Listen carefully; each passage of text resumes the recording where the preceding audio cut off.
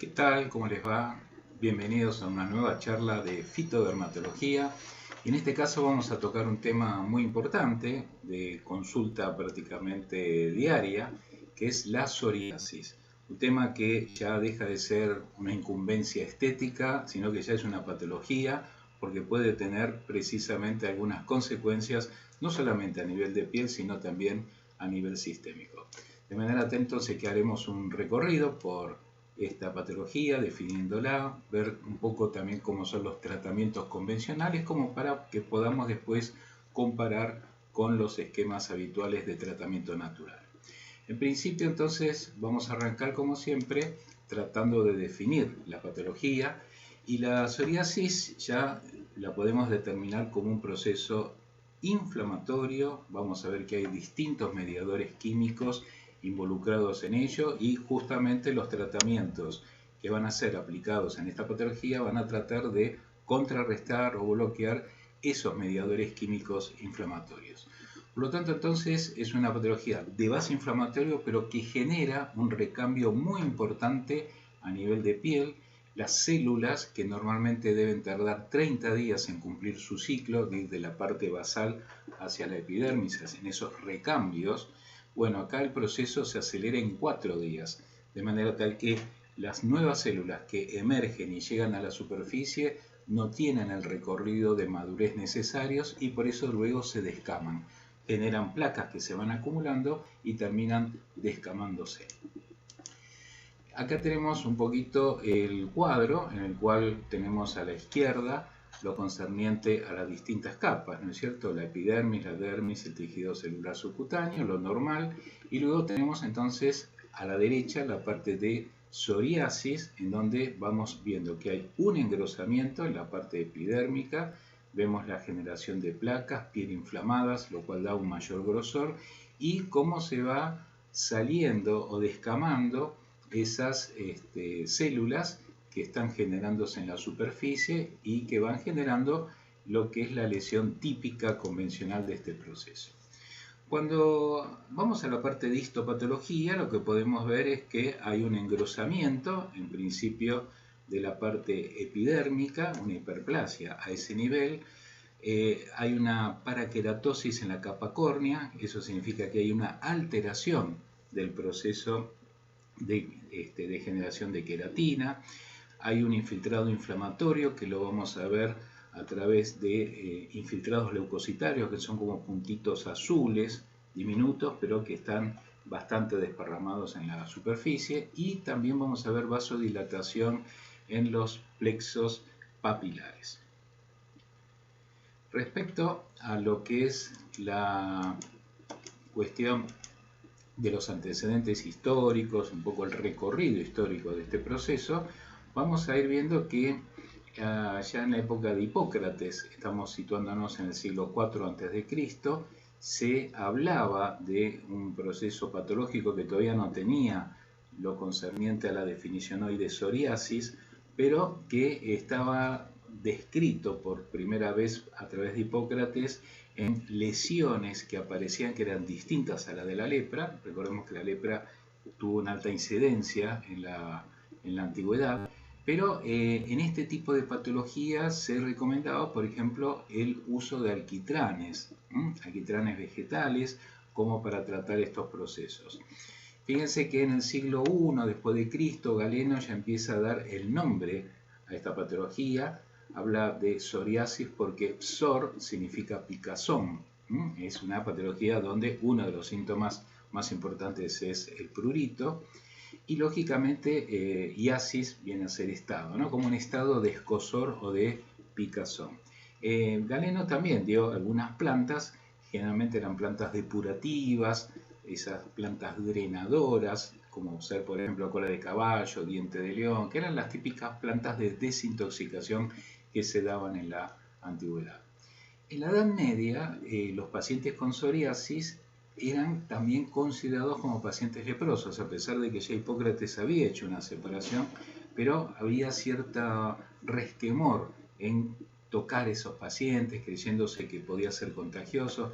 Entonces todos ellos muchas veces o iban a parar a asilos que eran una suerte, digamos, de hospitales de campaña donde metían enfermos, recordemos gente que estaba en situación de calle, hasta prostitutas, todo eso iban a parar esos suertes de asilos primitivos, que eran como bolsas de gatos, ¿no? Realmente y lamentablemente, y se los obligaba a estos pacientes a llevar una campanita como para que cuando ellos iban caminando la gente se pudiera apartar, no sea cosa que alguno se contagie.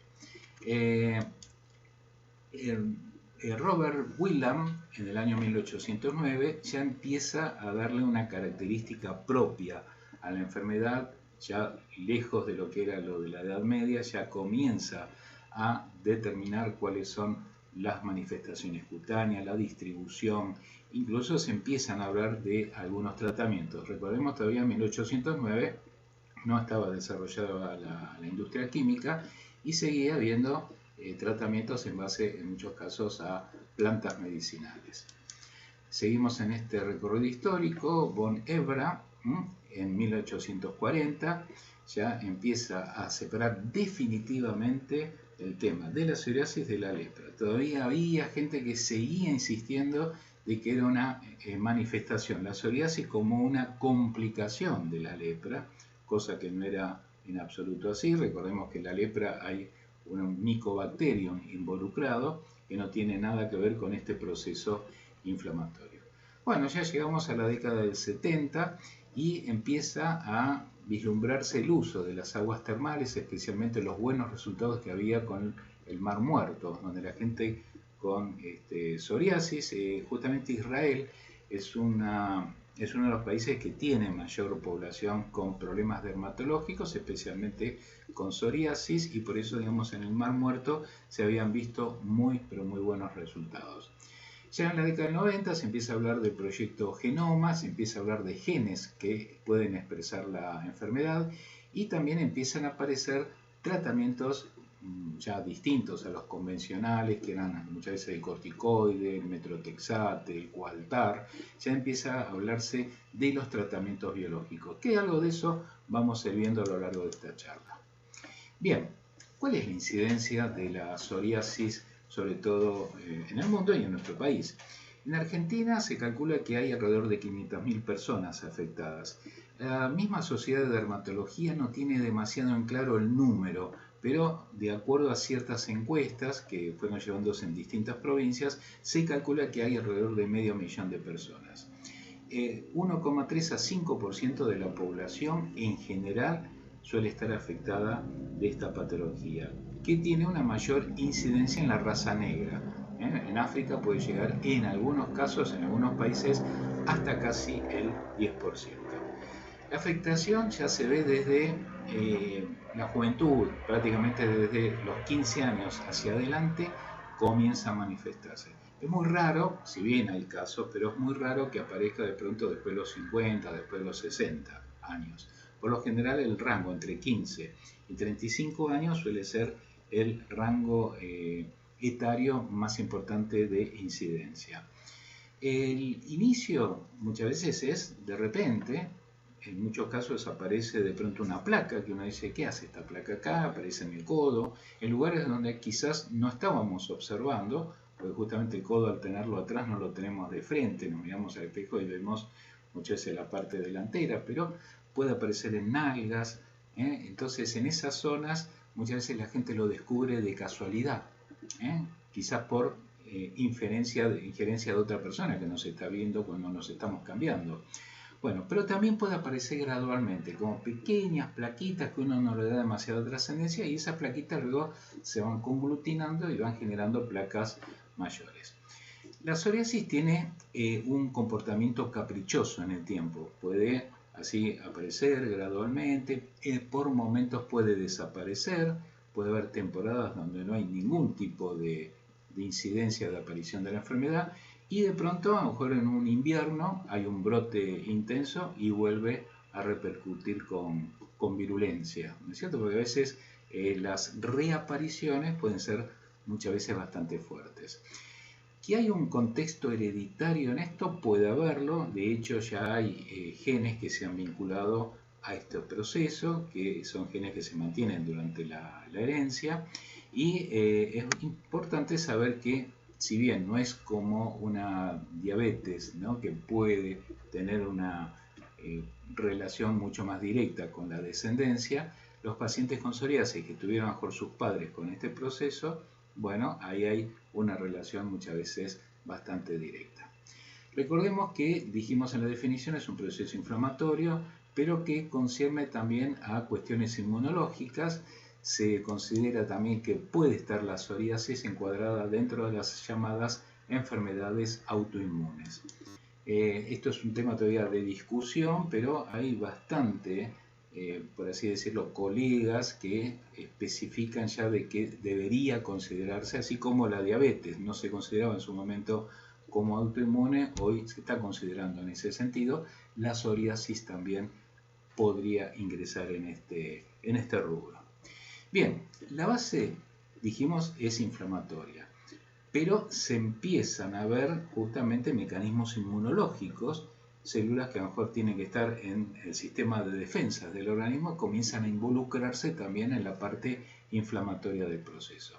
Vamos a ver, por ejemplo, que una de las células que se activa son los llamados linfocitos T helpers, o TH o TH1, que es una subvariante, digamos, de esos linfocitos, que están vinculados directamente con la producción de citoquinas proinflamatorias. Esas son interleuquinas, como el factor de necrosis tumoral alfa, que está vinculado a los procesos directamente de inflamación, de alteración de la generación de queratinocitos, y está relacionado ya con esa inflamación y alteración de queratinocitos en el proceso inflamatorio. Empiezan a aparecer justamente también infiltrados linfocitarios. Recordemos el corte histológico, veíamos infiltrados de linfocitos, y dentro de esos linfocitos son los CD4 y CD8 los que están alterados. Por eso vamos a ver que hay algunos tratamientos que van a tratar de restituir o equilibrar los niveles de linfocitos CD4 y CD8. La alteración de los T helpers o T helpers 1 incrementa la producción de interferón gamma. Aquí este interferón, como les digo, son elementos de defensa de nuestro organismo, empiezan también a verse involucrados en el proceso inflamatorio. La aparición de este interferón gamma, la aparición de la interleuquina 2, la aparición de la interleuquina 12, todos ellos configuran entonces un estatus proinflamatorio en este paciente.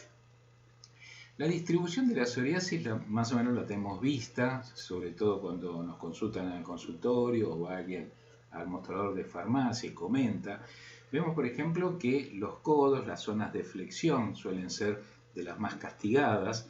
El pelo, que es justamente uno de los problemas muchas veces capilares, por los cuales se consulta también en farmacia, en dermatología.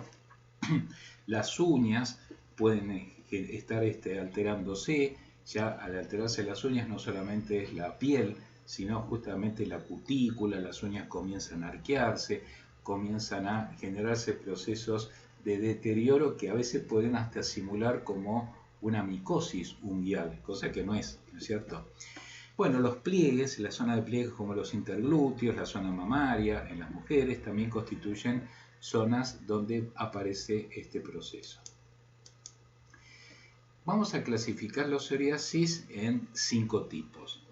La psoriasis en placas o vulgar es la más frecuente, la de mayor aparición en la consulta. Vemos después que en orden de casos le va a seguir la gutata. Gutata viene del latín de guta, que significa gota, que es como pequeñas gotas que van esparciéndose sobre la superficie de la piel. Luego tenemos la invertida, inversa o flexural, que es la que aparece en los pliegues fundamentalmente. Luego tenemos la eritrodérmica, que nos da todo un panorama rojizo, como de inflamación prácticamente candente de esa piel, como si alguien hubiera tomado de repente 5 horas de sol repentina, un solazo tremendo y se pone todo rojo. Todo eso lo vamos a ir viendo en imágenes, lógicamente, para que sea más fácil de identificar. Y pustulosa, que ya estamos hablando acá de complicación con pus. Estamos hablando ya de complicaciones muchas veces bacterianas. Entonces, cada una va a tener quizás su abordaje no siempre la psoriasis se aborda con una misma medicación, sino que cada tipo puede representar un tratamiento diferente. En este cuadro es muy fácil entonces poder vislumbrar la frecuencia de la psoriasis en placas, que representa casi el 90% de los casos, es la de psoriasis en placa o vulgar, y le sigue en orden de frecuencia, pero ya en un segundo puesto bastante alejado, la gutata, que es la que aparece en forma de gotas. Las demás tienen muy poca repercusión. La psoriasis en placa, como dijimos, al ser la más frecuente, es lo que vemos a diario, ¿no? Esas placas plateadas que pasamos un poco la mano y como que la superficie del celular se va descamando. Es de distribución simétrica, que no es un detalle menor. Entonces, si aparece en un codo, va a aparecer en el otro. Quizás no con la misma intensidad en una zona u otra, pero vemos que puede estar en el codo bien formado en el izquierdo, y el derecho por ahí tiene pequeñas placas, pero está hablando de la simetría. Lo mismo, siempre vamos a recorrer también la zona de las piernas, ir viendo todo el cuerpo como para tener una idea. Acá tenemos entonces una de las fotos, una psoriasis en placas, característica. En este caso vemos que puede abarcar también la parte del torso, del tórax. Acá tenemos en niños, que es muy infrecuente, pero hay casos, como podemos ver. Hay psoriasis en placas, así como vimos en la clase de acné que había también neonatal, por ejemplo. Bueno, también lo podemos ver en chiquitos de corta edad. La psoriasis en placa típica de los codos, que ven justamente la simetría de las lesiones. Y acá vamos a definir un poco la gutata, ¿no? Que es la psoriasis en gotas. Son pequeñas manchas rosado-rojizas de 2 a 10 milímetros, o sea, son pequeñitas realmente. Se pueden distribuir en amplios sectores del cuerpo. Es muy frecuente en jóvenes y especialmente después de un proceso de infección respiratoria. Por ejemplo, a continuación de una bronquitis o bronquitis crónicas. Generalmente una neumonía puede después dar este tipo de aparición o proceso. El brote, porque aparecen brotes esta psoriasis en gotas, puede durar 3 a 4 meses y en algunos casos remite espontáneamente, prácticamente sin tratamiento.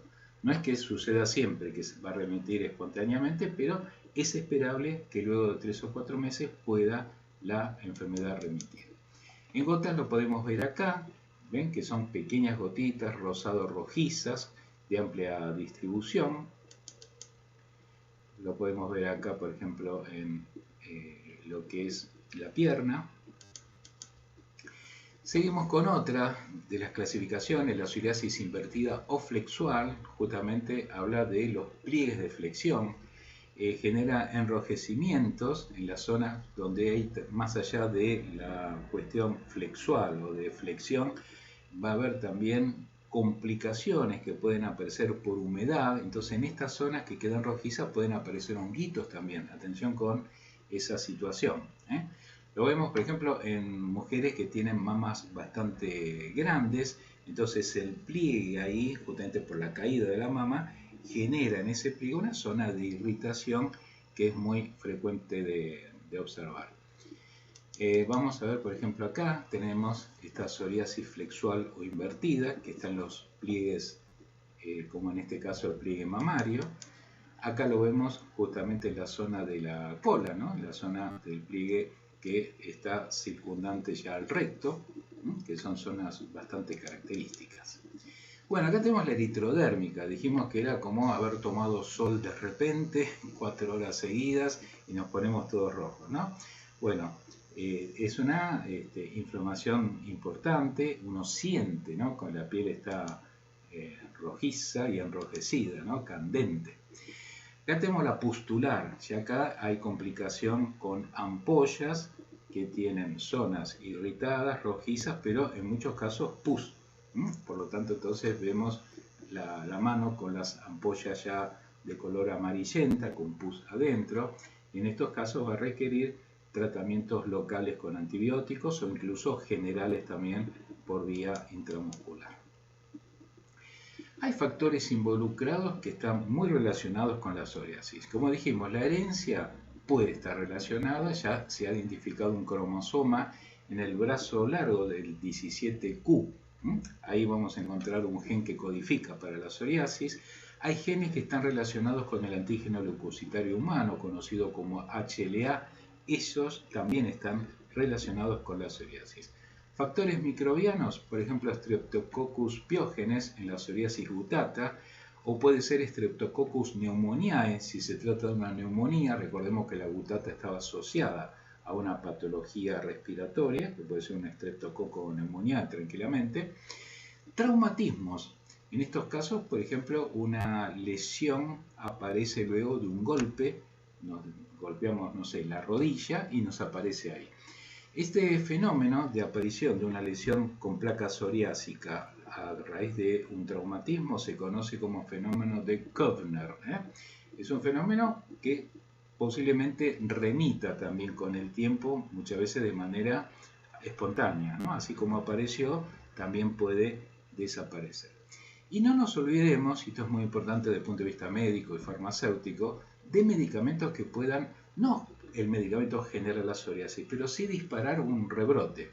Por ejemplo, el tratamiento con litio que se ve en pacientes maníacos depresivos, beta bloqueantes que se utilizan en pacientes que tienen hipertensión arterial, inhibidores de la enzima convertidora de angiotensina que se ve también en pacientes con hipertensión, cloroquina, que bueno, en su momento estuvo de moda con el tema del COVID, pero también que se explica en temas relacionados con la artritis reumatoidea, taurina, que aparece incluso en las bebidas energizantes, ¿no? Este aminoácido, corticoides, que muchas veces suelen ser tratamientos de base de la psoriasis, pero en el uso prolongado pueden acelerar los brotes.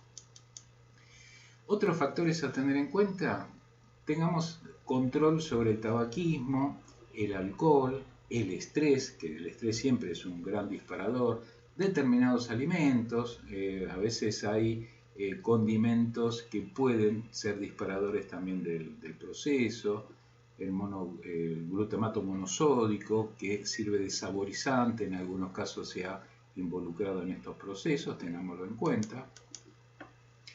Y bien, la clínica, siempre decimos la clínica soberana, ¿no es cierto? O sea, el paciente aparece y vemos, y en esa observación vamos a tener bien claro las placas que generalmente responden al 90% de los casos, pero ya vimos cómo diferenciar de una gutata, una eritrodérmica, una flexual y una pustulosa. O sea que ya más o menos viendo esas fotos tenemos una noción como para arrimar el diagnóstico. Atención que hay artritis psoriásica también, porque justamente la psoriasis puede tener un componente sistémico en el cual puede afectar de pronto articulaciones, las interfalanges, las rodillas, los codos, es decir, en la misma zona donde aparece la placa puede instalarse también una artrosis. Los factores anímicos que van a estar involucrados, generalmente el paciente muchas veces pierde autoestima. Este es un detalle bastante importante, ¿no? Hay pacientes que tienen, por así decir, una situación emocional muy baja, a veces lindante con lo depresivo. Esos como que son caldos de cultivo emocionales para la psoriasis, situaciones de estrés que a veces son las que generan el cuadro. Recordemos que el estrés está muy relacionado con las enfermedades autoinmunes también, entonces de ahí esta relación de la psoriasis con las autoinmunes. Pero bueno, por lo general el paciente empieza a tener una suerte de autoestima baja porque ya no puede ir a la pileta porque le ven esas placas y tiene todavía esa cuestión de alejamiento social, como que no quiero que me vean así. Fiebre puede aparecer especialmente en las pustulosas. Y insomnio, bueno, está relacionado con los trastornos emocionales. Complicaciones, hay complicaciones con cardiopatías, es infrecuente, ¿no? No pensemos que un paciente con psoriasis ya tenga que ir al cardiólogo, pero puede aparecer en algunos casos algunas arritmias, cuestiones a tener en cuenta, algunos episodios de hipertensión arterial, así que hay que hacer un seguimiento, no una cuestión de preocuparse, sino de ocuparse, que es distinto. Relación con la enfermedad de Crohn. Bueno, la enfermedad de Crohn también, otro autoinmune con compromiso en el intestino. La enfermedad de Crohn en algunos casos se ha relacionado con la posibilidad de generarse una neoplasia en el colon, ¿no? O sea, se considera enfermedad preneoplásica, hay que tenerla presente. Bueno, en algunos casos de enfermedad de Crohn coexiste también psoriasis. Y, lógicamente, las lesiones por rascado que terminan generando infecciones en los pacientes. Bien, tratamiento convencional. No vamos a darle el grueso de la charla de hoy al tratamiento convencional porque vamos a tratar de ver el fitoterápico. Pero tengamos en cuenta estos elementos. Y este cuadro es muy interesante porque en la medida que con el tratamiento convencional logramos mayor eficacia, estamos más lindantes con la toxicidad. Por lo tanto, el espacio, el margen terapéutico es estrecho cuando hacemos tratamiento de psoriasis. Por un lado, vamos a la parte tópica, ¿no? Que es lo primero que uno va a tratar. Recordemos que esto no se trata únicamente vía tópica, hay que trabajar sistemáticamente y también por vía tópica. Pero bueno, uno queda por vía tópica corticoides, calcipotriol, antralina, coaltar. Esos tratamientos van, en la medida que los vamos sumando en el tiempo, pueden generar cierto grado de toxicidad. También está el tratamiento PUA, que viene a ser un tratamiento aprovechando la helioterapia, que es el sol, con soralenos. Vamos a ver algo relacionado a ello, ¿no? Tratamientos con rayos ultravioletas A, ultravioletas B. A ver, ¿se puede hacer con el sol común? Sí, pero en muchos casos se recurre a estas máquinas que son parecidas a las máquinas bronceantes, donde se trabaja con ciertos nanómetros de intensidad lumínica como para trabajar sobre las lesiones. Hay que estar poco tiempo, el dermatólogo va a fijar el tiempo para que esto sea pasible de tener un buen resultado. Porque si no se corre el riesgo, como pasa con cualquier radiación lumínica, la posibilidad de cáncer de piel. Así que por eso va aumentando un poquito la toxicidad. Y los tratamientos sistémicos, sí, son más eficaces quizás que lo anterior, pero ahí incluye, por ejemplo, tratamientos biológicos, algunos todavía están en fase de experimentación, la ciclosporina, que tiene varios efectos adversos, los derivados del ácido retinoico, el metrotexate, que lo vemos en cáncer, en artritis reumatoidea. Por lo tanto, entonces, vean cómo la cosa va incrementándose en la medida que buscamos mayor eficacia, también mayor peligrosidad para el paciente.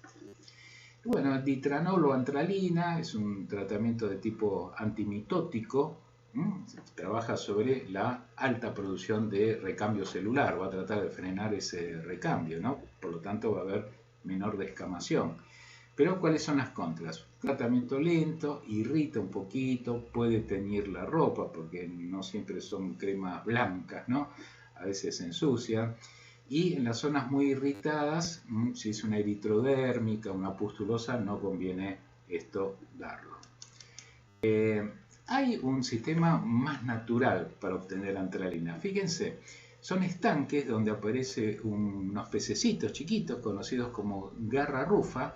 Y estos pececitos les encanta ir a las lesiones psoriásicas, es decir, van a las placas y de ahí entonces se comen esas células y mientras hacen ese procedimiento, comiendo las células descamadas, van generando ditranol, ¿no? Es un ditranol natural totalmente y vamos a ver en la otra diapo, ¿ven?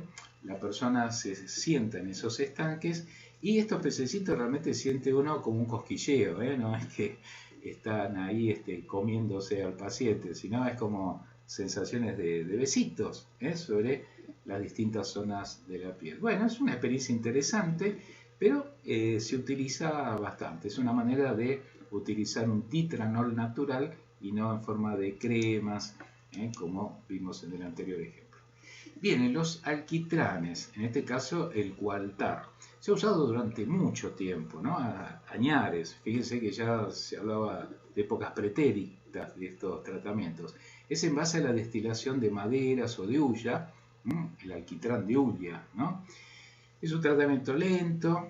Si sumamos un poco el sol, es como que se activa un poco más, es un poco irritante, puede generar mal olor, pero atención, se han relacionado muchas veces, porque el tratamiento de psoriasis es muy prolongado, entonces se ha relacionado a veces con cáncer de piel.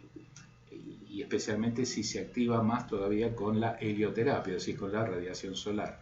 Por lo tanto, entonces, en muchos países ya no lo aconsejan, hay otros que todavía lo siguen utilizando. Es un tema que está muy, muy en discusión. Yo creo que hay consenso mayoritario en los dermatólogos de ya no usar tanto este tipo de tratamiento.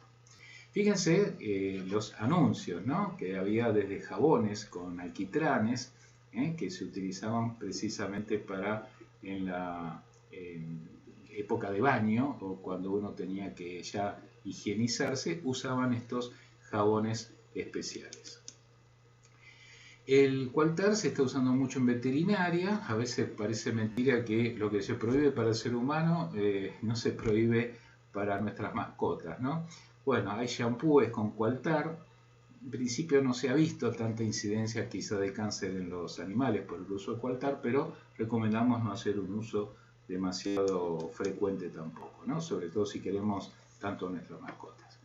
Bien, dentro de los tratamientos convencionales está la vitamina D3, derivados de la vitamina D3 como el calcipotriol. Bueno, realmente tacalcitol también.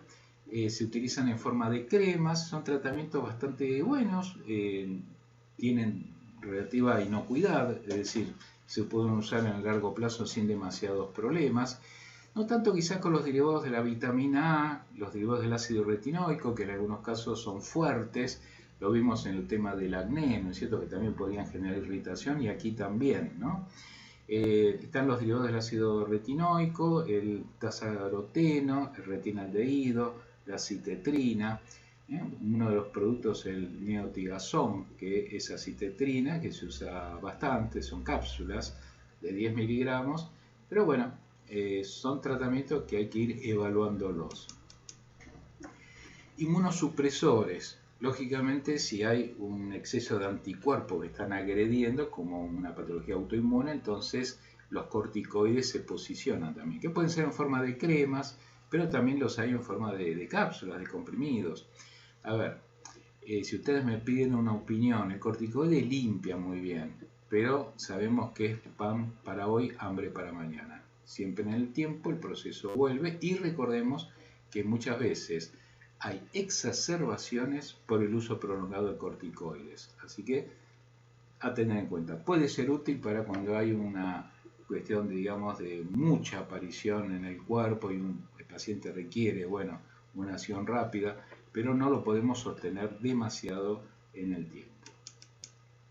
Metrotexate, bueno, es un tema también siempre en discusión. Recordemos, una droga que se da en cáncer, se da en artritis reumatoidea. Bueno, tiene justamente que llevarse a cabo un seguimiento bastante exhaustivo del paciente, hay que controlar los glóbulos rojos, hay que controlar el hígado. Recordemos que el metrotexate es hepatotóxico en el largo plazo, suele dar bastante intolerancia digestiva, náuseas, vómitos, diarrea, puede llegar a ser tóxico para el riñón, atención con este tema, en algunos casos se ha asociado a neumopatías. Así que yo siempre digo paciente que es paciente delicado de salud, con infecciones broncopulmonares, tratar de evitar esto, ¿no? Como para aquel paciente que es alcohólico, sabemos que su hígado no está bien, tratemos de evitarlo en esos casos también. Porque si no, puede ser peor el remedio que la enfermedad. Bueno, la ciclosporina, también estos inmunosupresores, puede llegar a dar, dentro de los efectos adversos, hipertricosis, que es aumento de la vellosidad, parestesias o hormigueos, especialmente en los miembros, hipertensión arterial, nefrotoxicidad, al igual que el metrotexate, y no conviene asociarlo a la fototerapia porque ahí se pueden incrementar los efectos tóxicos. Bueno, la fototerapia UV, que es justamente aprovechar, como estos no son camillas solares, pero son aparatos donde el paciente se puede colocar ahí para acostado o si no parado, y justamente ahí tienen los tubos que van generando la energía lumínica. Se trabaja en una frecuencia de 290 a 300 nanómetros de intensidad lumínica, 25 a 30 sesiones se pueden hacer como para llegar a un tratamiento completo. se puede hacer hasta 2 veces al año. Se hace en forma de ciclos, o sea, uno va, por ejemplo, una vez por semana. Siempre el dermatólogo le va a saber indicar el periodo en el cual él puede ir. Se puede repetir hasta 2 veces al año, ya no más que eso porque puede haber riesgo de cáncer de piel. Conviene en algunos casos dar emolientes previos, que son algunas cremas emolientes como que desinflaman un poquito, porque a veces el primer contacto con la luminosidad ultravioleta puede ser un poquito irritante en algunos casos. Se asocia a soralenos, sí, los soralenos son compuestos que están presentes en varias plantas, lo vamos a ver después, y ese tratamiento se llama PUVA. La P es de soraleno y UVA es rayo ultravioleta A, o puede ser PUV, ¿no? Rayo ultravioleta B. ¿Puede haber recaídas? Sí, puede haber recaídas. A veces pasa que la fototerapia arranca muy bien, pero después es como que puede pasar como con el corticoide, ¿no? Puede estancarse y en algún caso hay que volver a arrancar de cero. Los efectos adversos, más que nada, si se hace bien con los nanómetros indicados, con los ciclos bien indicados, por lo general se tolera bastante bien. El cáncer de piel siempre es algo que está latente en el caso de que uno exacerbe demasiado la frecuencia y se pase de los nanómetros necesarios. El sol siempre es un buen, así como en el acné lo vimos, ¿no? Es un buen partner, ¿no? Un buen socio en todo esto, pero siempre con los cuidados necesarios. Antibióticos. Hay antibióticos que se dan en psoriasis, especialmente las formas pustulosas, donde muchas veces hay gérmenes involucrados. En estos casos se requiere muchas veces el tacrolimus, ascomicina, rapamicina, rifampicina. La rifampicina en psoriasis en gotas ha dado algunos buenos resultados, es, digamos, uno de los tratamientos que se puede dar en esas circunstancias. Otros, hidroxiurea, tiguanina, también algunos casos dan algunos buenos resultados. Bien, tratamientos biológicos, estos son quizás de última generación, en algunos casos dan resultados sorprendentes, rápidos, espectaculares, pero hay también riesgos y no siempre son totalmente efectivos. ¿Cuáles son estas drogas? Por ejemplo, etanercept. El etanercept es uno de los más asiduos de darse dentro de los tratamientos biológicos. Tenemos adalimumab, por ejemplo, todos estos que terminan en MAP, que son tratamientos biológicos. ¿Qué es lo que hacen estos? Van a trabajar sobre esos T-helpers, dijimos que están involucrados en el proceso inflamatorio, ¿no? Entonces estos T-helpers, que son como una suerte también de mensajeros químicos que son liberados por las células T, entonces en estos casos es como que bloquean o frenan a ese tipo de linfocitos. También bloquean los mensajeros relacionados con el factor de necrosis tumoral alfa, el TNF-alfa. Bueno, ¿cuál es el peligro de estos tratamientos biológicos? Puede haber caída del sistema inmunológico, porque justamente está atacando células de defensa nuestras, que son los T-helpers, los linfocitos T que ayudan y que muchas veces mandan mensajes para actuar sobre invasores. Por ejemplo, los T-helpers lo vemos en el caso del COVID, actúan para justamente llamar a interleuquinas y determinados factores para atacar al virus. En estos casos, como el tratamiento bloquea toda esta acción, el sistema inmunológico puede llegar a caer. ¿Hay peligro de cáncer? Sí, también hay peligro de cáncer con el tratamiento continuo. No dar cuando hay una infección en latencia, es decir, quizás una forma pustulosa no sería de todo dar para un tratamiento biológico, ¿no?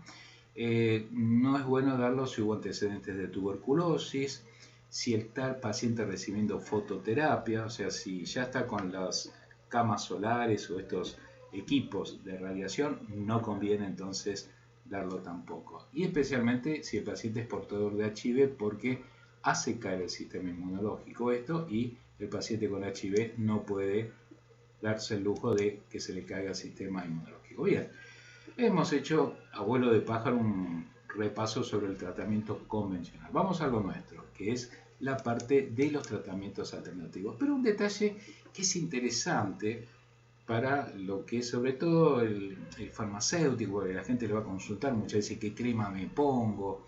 Bueno, el tema de los excipientes es importante también, Por ejemplo, si tengo que trabajar en la cara, en los pliegues, lo mejor son cremas.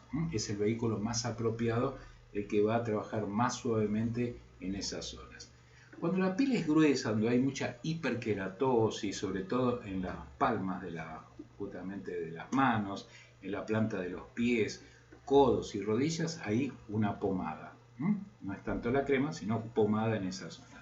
Cuando tengo que ir hacia el cuero cabelludo, conviene entonces lociones y geles que tienen buena, digamos, penetración en esas zonas. Atención que los productos con alcohol, porque uno dice, bueno, preparé una tintura y me la coloco en las zonas del cuero cabelludo, no es conveniente. La tintura puede irritar, sobre todo cuando la psoriasis ya está generando irritación. Es importantísimo hidratar a este paciente porque son pacientes secos, o sea que la piel está seca, entonces con la piel seca se va alterando un poco el pH también de la piel y por consiguiente la irritabilidad es mucho mayor.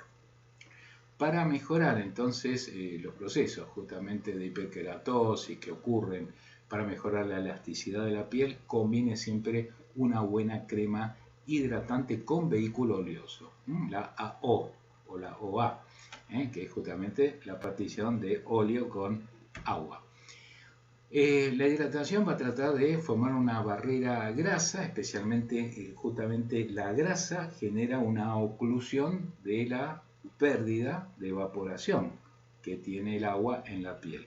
Al generar un bloqueo queda retenido el agua ahí y de esa manera entonces permite una mayor hidratación. Entonces evita esa pérdida por evaporación hídrica.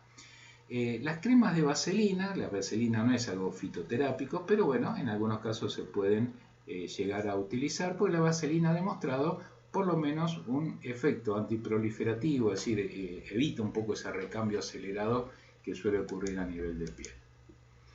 En la hidratación, en las hiperkeratosis marcadas, incluso se puede elaborar para una piel lampiña las cremas de vaselina con ácido salicílico. Este ácido salicílico puede provenir de pronto del abedul, de la gaulteria, del sauce. Se llama esto vaselina salicilada al 3 al 6% y en esos casos, en esas hiperkeratosis marcadas, puede dar un buen resultado. Siempre recuerden bien que el ácido salicílico forma parte de muchas formulaciones para la piel. En estos casos puede darse en las zonas así donde hay mucha hiperkeratosis, en las zonas gruesas, ¿no? Como ser las palmas y las plantas. Dieta. Muchas veces se desconoce el rol de la dieta en estos casos. Lo mismo pasaba en el acné, ¿no? Como que el médico tratante recomienda enseguida una crema o algo por vía interna y la dieta no le dan demasiada importancia. Bueno, es importante señalar que la dieta tiene un rol acompañante en todo este proceso. Por ejemplo, las personas a lo mejor que son muy grandotas, de índice de masa muscular, de masa corporal, disculpen, ¿no? El índice de masa corporal alto, robustas, obesas, va a empeorar la psoriasis. El gluten puede empeorar los síntomas, o sea, conviene hacer una dieta tipo sin TAC.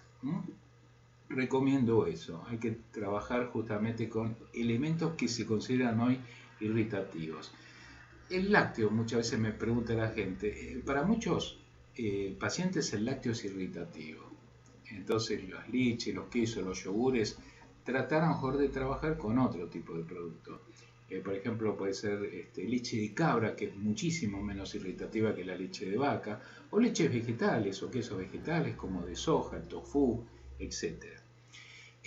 Los productos en base a omega 3 son útiles, por ejemplo los pescados de mar frío que tienen omega 3, sino también está el lino, la chía, que también pueden generar productos en base a este tipo de omega.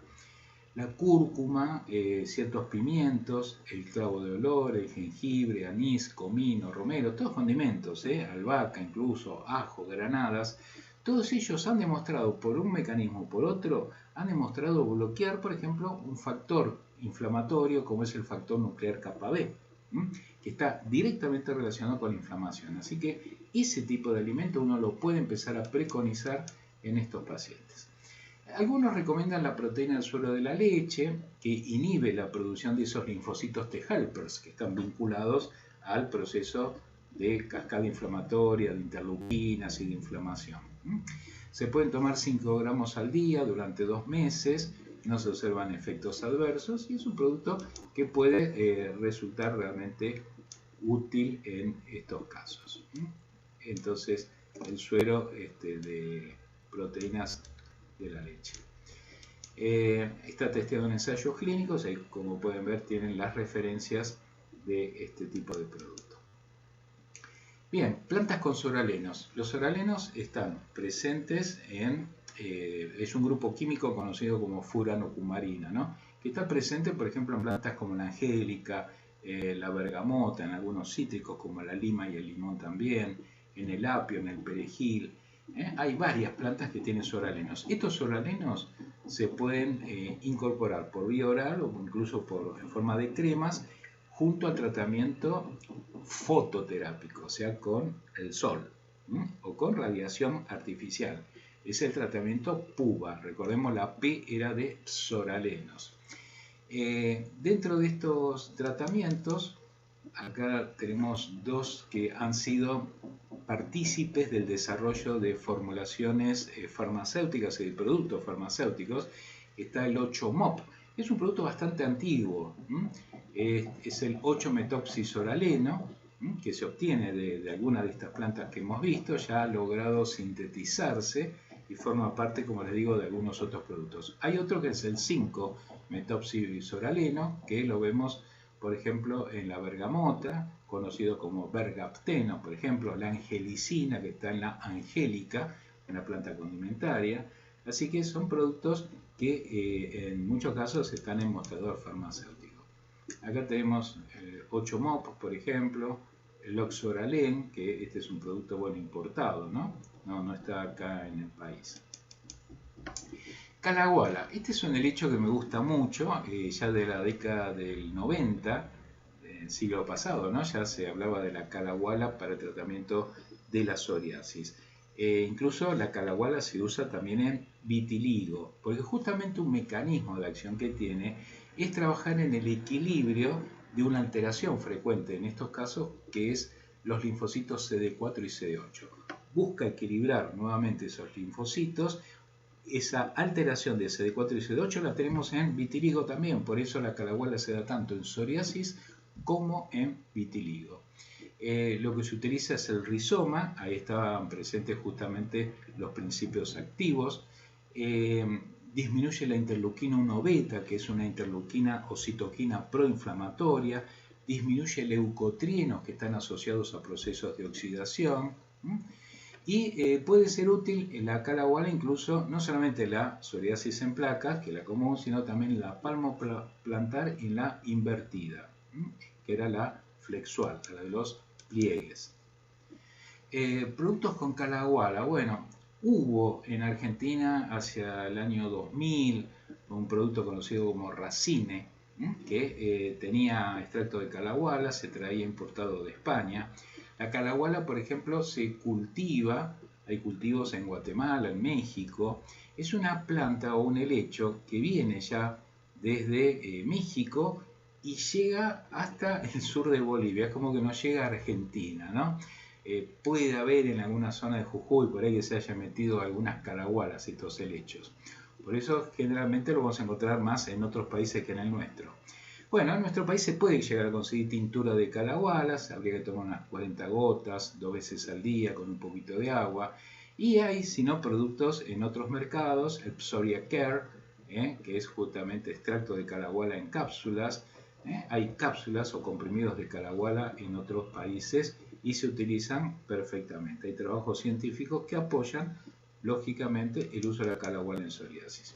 Aloe vera, famoso aloe, no iba a estar ausente en esto.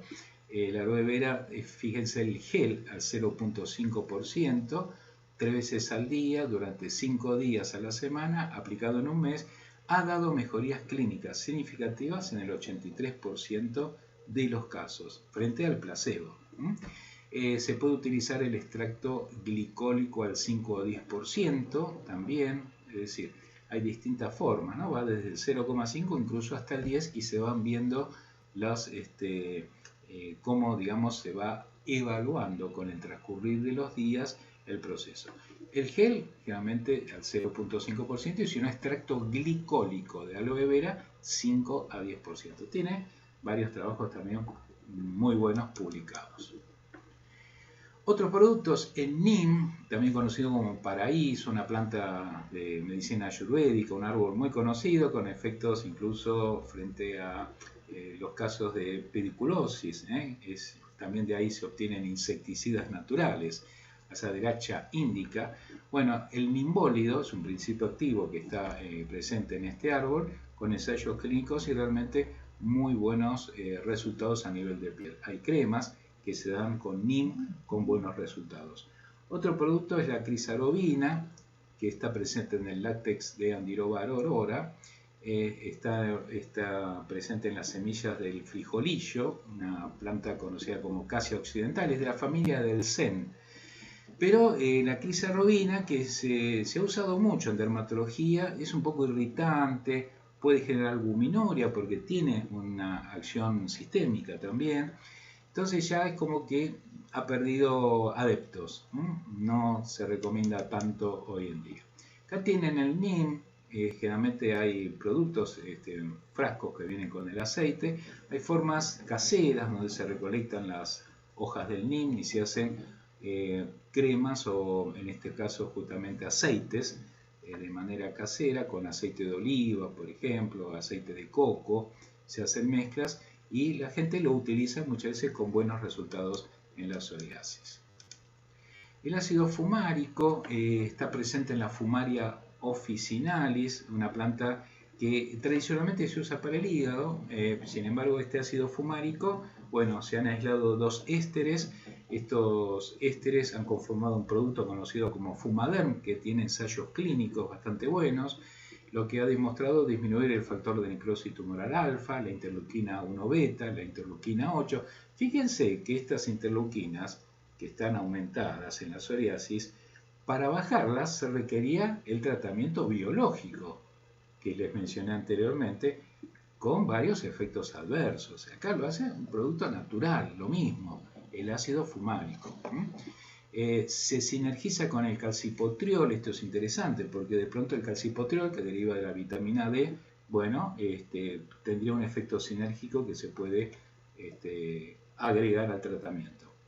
El ácido fumárico puede en algunos casos generar un poquito de intolerancia gástrica, entonces si lo consumimos en forma de comprimido, que los hay que tomarlo con las comidas, y si no, hay cremas también con ácido fumárico. Acá tienen cápsulas de ácido fumárico.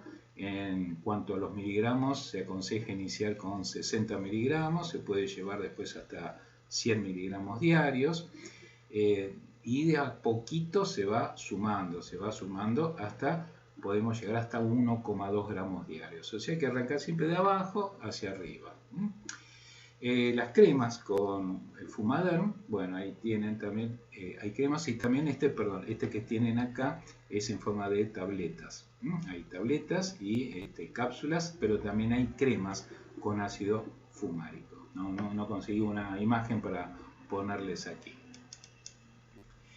Bien, dentro de las plantas un poco nuestras, a las autóctonas, el lapacho, el viejo lapacho, que lo hemos usado para todo, ¿no? Un gran energizante. El lapacho incluso a veces como coadyuvante en tratamientos de leucemia, ¿no? Que fue una de las primeras indicaciones allá por la década del 50, ahí es donde se empezó a hacer famoso el lapacho, a través de la corteza que tiene naftoquinonas como la lapachona y el lapachol. Hoy hay derivados semisintéticos de la beta-lapachona que, bueno, hay trabajos, como pueden ver, publicados ya desde hace varios años, con buenos resultados en base a la beta-lapachona, similares a la antralina, pero recordemos que la antralina podía tener algunos efectos adversos. El lapacho se tolera dentro de todo bastante bien. La berberina se ha puesto muy de moda en los últimos años. Se utiliza como antibiótico natural, por ejemplo en síndrome de colon permeable. Se utiliza también en diabetes tiene buenos resultados en la diabetes tipo 2, la berberina, en procesos inflamatorios, generalmente en artritis reumatoidea también se ha aplicado con éxito. Y aquí la berberina, que la podemos obtener de Hydrastis canadensis, conocida como Golden Cell o sello de oro, encontramos en el agracejo, en el calafate, que lo tenemos aquí en Argentina, la Magonia aquifolium, que es una planta que la vemos en Canadá, por ejemplo. Bueno, la berberina inhibe el crecimiento de esos queratinocitos, ese recambio acelerado que ocurre a nivel epidérmico. Se puede dar por vía tópica y por vía oral de manera combinada. 4 semanas de tratamiento, los resultados han sido realmente bastante promisorios. Ahí tienen las referencias. Otros productos, bueno, la capsaicina, que está presente en el ají picante, se da en forma de crema, pero fíjense, 0,025. Se aplica 1 o 2 veces al día en las zonas donde aparecen las placas. Hay parches de capsaicina, los patch, que se colocan directamente sobre la placa que está con psoriasis. Otra planta es el espino amarillo, que tiene una concentración de omega 7 y omega 6 interesante. El espino amarillo es el Ichthyophyre rhamnoides. Se consigue más que nada en Europa, en España es muy popular, hay cremas, hay cápsulas también. Aceite de cade, que es a partir de la brea del enebro, es un viejo remedio, ¿no? El aceite de cade, aquí tenemos un frasquito como para ver. La bardana y la caléndula. La bardana es una planta que se puede dar en forma oral. La raíz de bardana ha sido un producto muy utilizado, por decirlo de una manera empírica, sobre todo en Europa, con buenos resultados. A mí me ha tocado, cuando no había demasiados productos, utilizar tintura de bardana, que era lo que podía conseguir, y realmente responde bastante bien. La caléndula siempre tiene ese efecto antiinflamatorio en forma de cremas, se puede utilizar por lo menos para disminuir la irritabilidad que suelen tener estas zonas. En el caso de bardana, pueden conseguir la raíz para infusión, pero mejor una tintura para directamente tomarla por vía oral. Cumple una función detoxificante dentro de ese viejo tratamiento que tenían los médicos naturistas de antaño, del proceso de desintoxicación, que es lo primero que hay que hacer siempre frente a una enfermedad de piel. Así siempre relataban los viejos médicos naturistas. Las arcillas, que la vimos en acné con buenos resultados, bueno, se pueden colocar máscaras de arcilla, pero a ver, no acá en la cara porque no hay una manifestación, pero sí se puede colocar en zonas de pliegues. Recordemos, se compra un paquetito de arcilla, luego lo colocamos en agua más o menos calentita, lo dejamos entonces que se conforme una suerte de consistencia de barro y se aplica directamente en las placas, y luego de media hora se quita y es como que absorbe, desinflama y es una ayuda por lo menos también estética. Ácidos grasos omega 3, recordamos que lo hablamos como comida en la dieta, ¿no? Los pescados, la chía, el lino. Bueno, en forma de crema los omega 3 también dan buenos resultados, ahí tienen trabajos publicados. Trabaja justamente mejorando la circulación zonal, efecto antiinflamatorio, desensibilizante de la piel, así que realmente estimula ciertas prostaglandinas antiinflamatorias, que eso es lo bueno. Sirve también para dermatitis atópica, ¿no? Los omega 3. Índigo naturales, hay cremas en base a esta coloración azul. La indirubina es el principio activo que vamos a ver en un par de plantas. Inhibe el factor de necrosis tumoral alfa, que ese factor lo hacían, recuerden nuevamente, los tratamientos biológicos. Bueno, esto lo hace un producto natural también. Esta índigo azul lo encontramos en Baphicacanthus cusia o Polygonum tinctorius. Son dos plantas que son la fuente de este producto conocido como índigo natural, ¿no? Un color índigo que aparece en las raíces de estas especies. Hay trabajos publicados bastante interesantes al respecto. Bien, cúrcuma. La cúrcuma, hay geles de curcumina. La curcumina es un gran antiinflamatorio, así que lo recomendamos mucho.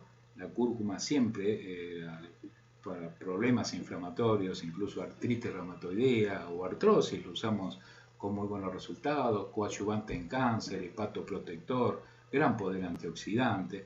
Bueno, acá tenemos justamente ensayo clínico donde hubo resolución bastante buena, 90% de resolución de placas en el 50% de los pacientes testeados, y el otro 50%, atención, tuvo mejoría entre 50 y 85, o sea que realmente funciona bien. No es fácil de conseguir, geles de curcumina, se están poniendo de moda, habría que mandarlos preparar, hay marcas, pero son de otros países. Y la curcumina, bueno, supera el calcipotriol, a la crema, en eficacia y rapidez. Actúa inhibiendo la fosforilasa quinasa, reduce la inflamación a través de la inhibición del factor nuclear kappa B, que eso también lo hacían los tratamientos biológicos. Bien, los baños termales, algo que hemos perdido la costumbre, hay que recuperarla. La balneoterapia siempre es muy interesante. Estos baños de inmersión, recordamos que generalmente en Israel hay mucha gente con psoriasis, entonces los baños termales en el Mar Muerto habían dado muy buenos resultados ya desde la década del 60. Bueno, se sigue utilizando eso y realmente, como podemos ver acá en estos trabajos, ha resultado muy pero muy significativo.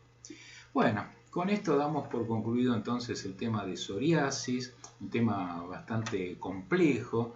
Por lo menos hemos visto un poquito cómo diferenciarla en las formas de presentación que tiene, un poco la incidencia, ver los pros y los contras de los tratamientos convencionales y también ver los alcances que suele tener también la medicina natural. Espero entonces que la charla les haya sido de utilidad y quedamos como siempre a la espera de que nos puedan hacer sus preguntas y sus dudas. Muchísimas gracias.